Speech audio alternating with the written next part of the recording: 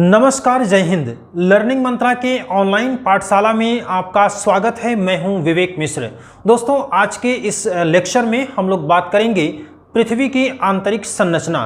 पृथ्वी की आंतरिक संरचना आपके टीजीटी परीक्षाओं में खूब सारे क्वेश्चन बनते हैं, पीजीटी में भी, यूजीसी में, आरपीएससी के एग्जाम में, फर्स्ट ग्रेड में, और इसके साथ साथ में आपके सिविल सेवा परीक्षा में भी यहाँ से क्वेश्चन आपको मिलते हैं। चाहे हम लोग प्रारंभिक परीक्षा की बात करें, चाहे मुख्य परीक्षा की बात करें, तो ओवरऑल हर एक एग्जाम के लिए ये टॉपिक काफ़ी इंपॉर्टेंट होता है।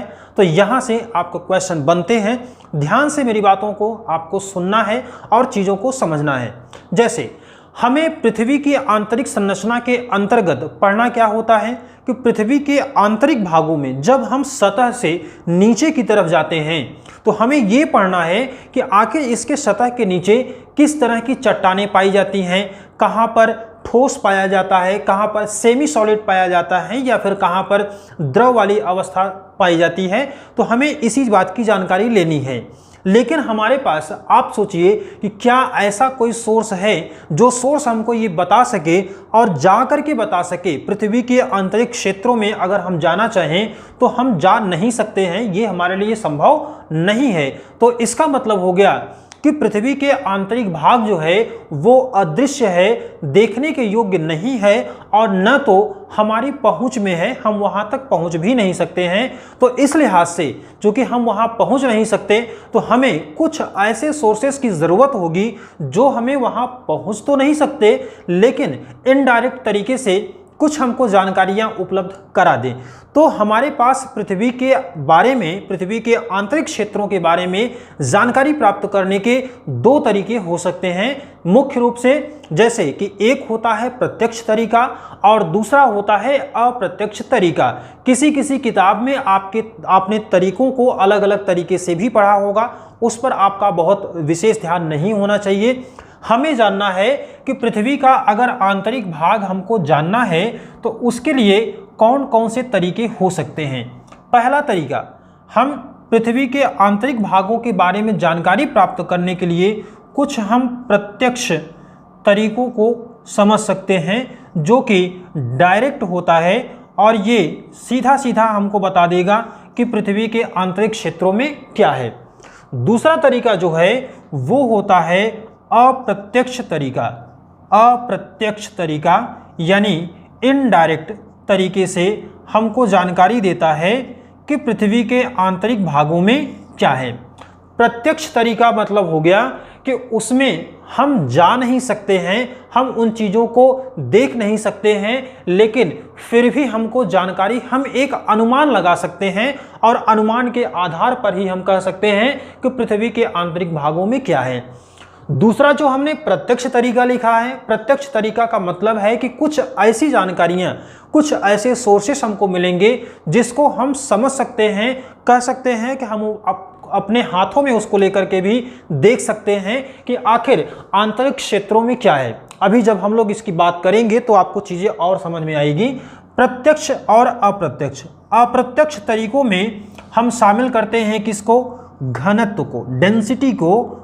उसके बाद हम लोग तापमान को कर सकते हैं, फिर हम लोग दबाव को कर सकते हैं, यानी प्रेशर, टेम्परेचर और डेंसिटी। ये तीन ऐसे फैक्टर हैं जो पृथ्वी के आंतरिक भागों को हमें इनडायरेक्ट तरीके से जानकारी देने के लिए काफ़ी हैं। इसके बाद जो प्रत्यक्ष तरीके हैं, तो प्रत्यक्ष तरीकों में हम किसको शामिल करेंगे? मुख्यतः हम किसको शामिल करेंगे? ज्वालामुखी को, वल्केनस इरप्शन को, उसके बाद भूकंप को, फिर उसके बाद उल्का पिंड को। उल्का पिंड, भूकंप और ज्वालामुखी। तो यहाँ से आप देखें तो ज्वालामुखी में जब इरप्शन होता है तो कुछ न कुछ चीज़ें जो पृथ्वी के आंतरिक क्षेत्रों से निकलकर आती हैं, उसके आधार पर भी हम आंतरिक क्षेत्रों में मौजूद चट्टानों की एक फिजिकल और एक केमिकल कंपोजिशन को समझ सकते हैं कि आंतरिक क्षेत्रों में किस प्रकार की चट्टानें पाई जाती हैं। भूकंप के जरिए भी जब आप देखते हैं कि पृथ्वी के क्षेत्र का अलग अलग पार्ट जो है वो बंट जाता है, उसमें खंडहर बन जाते हैं या उनमें किसी तरीके से जब हलचल होती है तो उसमें क्रैक्स जो आते हैं, उससे भी हम जानकारी ले सकते हैं। और तीसरा जो है वो उल्का पिंड है। उल्का पिंड के बारे में जब आप पढ़ेंगे तो आपको पता चलेगा कि उल्का पिंड भी कैसा है कि हमारे पृथ्वी के निर्माण के समय ही उल्का पिंड भी वहां से अलग हुआ था। तो इसका मतलब क्या हो गया कि वो सारी मटेरियल्स इसमें भी मौजूद हैं जो कि हमारे पृथ्वी में है। चूंकि दोनों के बनने की प्रक्रिया, दोनों के बनने का समय अगर देखा जाए तो तकरीबन वही होता है। तो इसलिए हम क्या कहेंगे, उल्का पिंड भी पृथ्वी की आंतरिक संरचना के बारे में हमको प्रत्यक्ष जानकारी देता है। अब इसमें सवाल एक आता है कि सबसे महत्वपूर्ण तरीका इसमें कौन सा हो सकता है। तो आपकी परीक्षाओं में क्वेश्चन भी पूछा जाता है कि पृथ्वी की आंतरिक संरचना के बारे में बताने वाला सबसे प्रमुख स्रोत कौन सा है। तो सबसे प्रमुख स्रोत में आप किसको लगाएंगे, भूकंप विज्ञान को, यानी कि अर्थक्वेक के जरिए पृथ्वी की आंतरिक संरचना के बारे में हमको बेहतर जानकारी मिलती है। क्यों मिलती है? क्योंकि यहाँ से आपको अलग अलग भूकंपीय तरंगें निकलती हैं और भूकंपीय तरंगों, सिस्मिक वेव्स के जरिए ही आप इसमें देख सकते हैं कि किस किस क्षेत्र में कहाँ पर कौन कौन सी तरंगें जाती हैं और उनकी अलग अलग प्रॉपर्टीज क्या होती है। इसी के आधार पर हम पृथ्वी के आंतरिक संरचना के बारे में प्रत्यक्ष रूप से जानकारी प्राप्त कर सकते हैं। यहाँ पर हम लोग देखते हैं, एक पॉइंट यहाँ से उठाते हैं, घनत्व को, डेंसिटी। ये किस तरह से साबित करता है कि पृथ्वी के आंतरिक भागों में किस प्रकार की चट्टानें मौजूद हैं। जैसे कि आप जानते होंगे कि जो हमारी पृथ्वी है, जो अर्थ है, उसमें अगर ये हमारी अगर पृथ्वी हम ले लें और इस अर्थ में से हम एक छोटा सा पार्ट उठा लें, मान लीजिए कि ये पार्ट हमने उठा लिया। अब इस पार्ट में अगर आप देखेंगे तो जो सबसे ऊपर वाला क्षेत्र है, ये सबसे ऊपर, इसको हम लोग कहते हैं परपटी है। माने कि जैसे आप प्याज में देखते हैं, प्याज के जो ऊपर का रेड वाला छिलका होता है, ठीक उसी तरह से उसकी तुलना की जाती है। तो यहाँ पर क्या है, परपटी है एकदम। जो क्रस्ट होता है, क्रस्ट के ऊपर भी एक परपटी होती है, वही की बात हम लोग कर रहे हैं। तो यहाँ पर जो है इस तरह की चट्टानें हैं। अब आप सोचिए कि अगर कोई भी चट्टान बहुत ऊपर है, सबसे ऊपर है, उसके पास किसी प्रकार का कोई भी प्रेशर नहीं डाला जा रहा है, वहां पर टेम्परेचर की कोई बात नहीं है, तो इससे क्या होता है कि जो पृथ्वी का सबसे ऊपर वाला एरिया है, ये अमूमन देखा गया है कि यहाँ पर जो भी चट्टानें पाई गई, वहाँ का जो घनत्व है, डेंसिटी है, उन चट्टानों की डेंसिटी कम है। कम कितनी है? तकरीबन 2.5 to 2.7 ग्राम पर सीसी होता है, ग्राम प्रति घन सेंटीमीटर होता है। तो यहाँ की चट्टानों का जो घनत्व है वो 2.5 से 2.7 तक है, 2.5 to 2.7। इसका मतलब क्या हो गया कि पृथ्वी का जो ऊपरी इलाका है वहाँ पर घनत्व कम है। मतलब क्या हो गया कि चट्टानें यहाँ पर जो मौजूद हैं वो काफ़ी हल्की चट्टानें हैं। और दूसरा सवाल आपसे पूछा जाता है, फैक्ट के रूप में भी पूछा जाता है कि पृथ्वी का औसत घनत्व, एवरेज डेंसिटी ऑफ अर्थ, अगर आपसे पूछा जाए तो क्या लगाते हैं?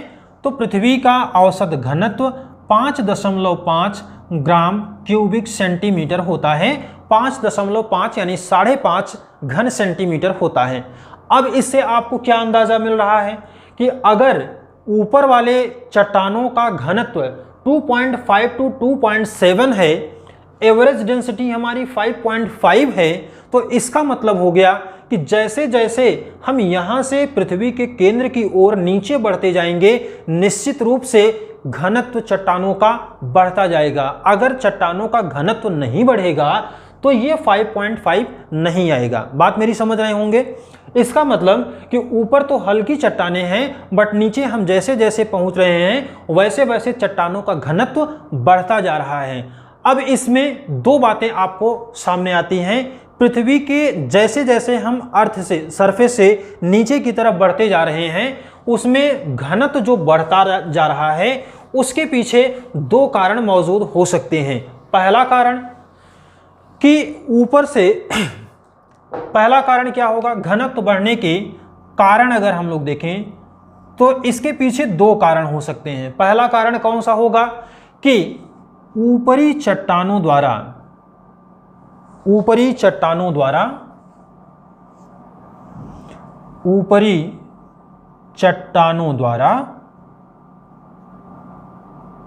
निचली चट्टानों पर दबाव लगाया जाता है, दबाव पड़ता है। तो इसलिए क्या होता है कि जैसे जैसे हम नीचे बढ़ते हैं वैसे वैसे घनत्व क्या होता है, बढ़ता जाता है। अब मैं आपको एक एग्जांपल बताता हूं कि जैसे मान लीजिए कि जो ये ऊपर का व्हाइट वाला एरिया है, इसको हमने मान लिया कि ये एक परपटी है, ठीक है। यहाँ पर जब ये खुद पतला है तो इसका मतलब कि इसका घनत्व क्या होगा, कम होगा। हल्का है तो हल्का है तो घनत्व भी कम होगा। लेकिन जैसे जैसे हम उसके नीचे बढ़ते जाएंगे वैसे वैसे इसका प्रेशर, जो व्हाइट वाला एरिया है, इसका प्रेशर नीचे पड़ना शुरू होगा। अब मान लीजिए कि हमने यहाँ पर ये भी लगा दिया। अब इसमें जो व्हाइट वाला रिमोट है इसके ऊपर इसका भी प्रेशर पड़ेगा। तो जितना ज़्यादा प्रेशर पड़ने लगेगा वैसे वैसे ही क्या होगा, चट्टानों का घनत्व बढ़ता जाएगा। इसका मतलब क्या हो गया कि यहाँ पर घनत्व कम था, यहाँ पर घनत्व थोड़ा सा बढ़ा, यहाँ पर घनत्व हम आए तो और बढ़ गया, यहाँ पर घनत्व आए तो और बढ़ गया, लेकिन जब केंद्र तक आए तो घनत्व और भी बढ़ता ही गया। इसका मतलब क्या हुआ कि ऊपर की चट्टानें अपने निचली चट्टानों पर इतना ज़्यादा प्रेशर लगाती हैं कि घनत्व उनका कंटिन्यूअसली बढ़ता जाता है। बात समझ में आई। अब इसके बाद दूसरा कारण क्या हो सकता है इसके घनत्व बढ़ने का? दूसरा कारण ये हो सकता है कि यहाँ की चट्टानें स्वयं अधिक घनत्व वाली चट्टानों से बना है। इस बात से आप कितना तक सहमत हैं? मतलब कि यहाँ पर ऊपर की चट्टानों का कोई प्रेशर नहीं है। दूसरा एक ये जो तरीका है कि ऊपर की चट्टानों का कोई प्रेशर नहीं है, बल्कि क्या कारण है कि वहाँ पृथ्वी के केंद्र में ऐसी चट्टानें खुद ही पाई जाती हैं जिनका घनत्व बहुत ज़्यादा होता है। क्लियर है ये? तो इन दोनों में से आपको कोई ना कोई एक कारण समझना है कि इनमें से कौन सा कारण हो सकता है। आप आगे बढ़ें, सोचें। इससे पहले मैं आपको फिजिक्स का एक रूल आपको बताता हूं। वो रूल क्या है? आपने पढ़ा होगा कि किसी भी वस्तु पर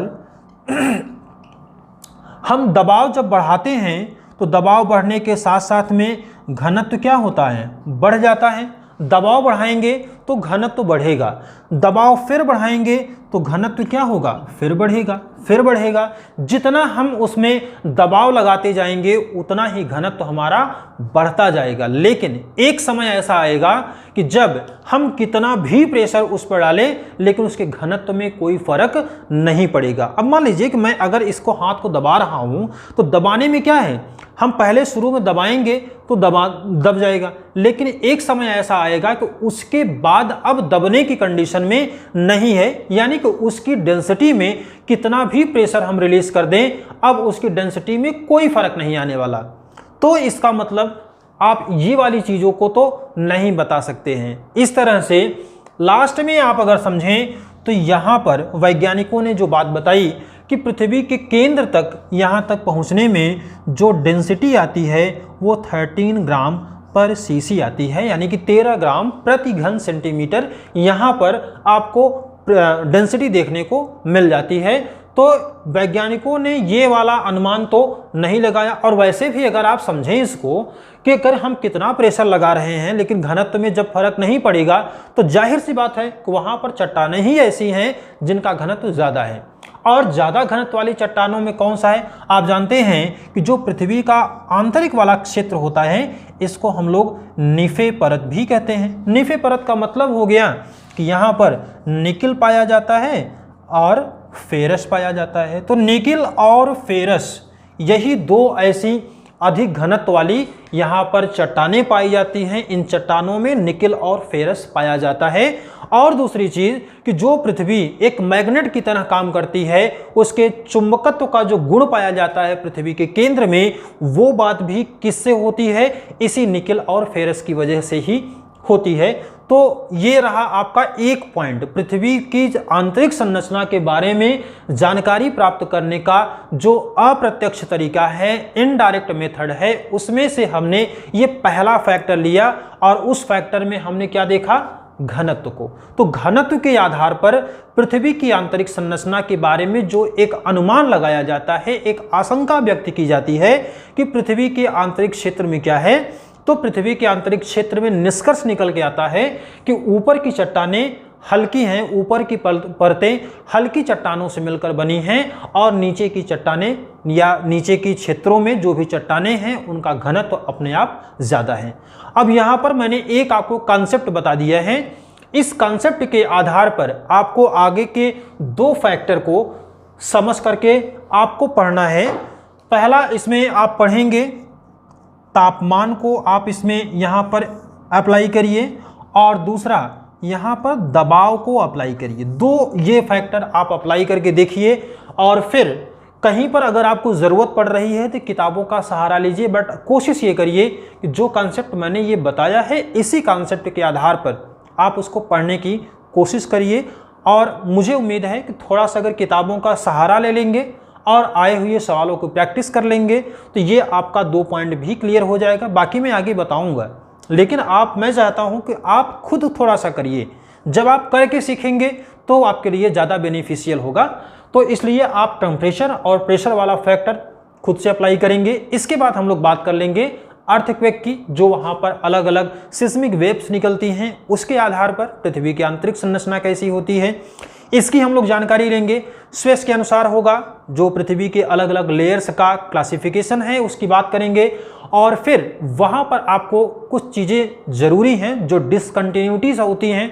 टीजीटी की परीक्षा में बहुत बार ये पूछा जाता है कि कौन सी असंबद्धता किन 2 लेयर्स के बीच में होता है, इसकी हम लोग डिटेल्स में बात करेंगे, बहुत अच्छे तरीके से बात करेंगे। फिलहाल आज के लिए इतना ही है। आप देखते रहिए लर्निंग मंत्रा का ऑनलाइन पाठशाला। जय हिंद, वंदे मातरम।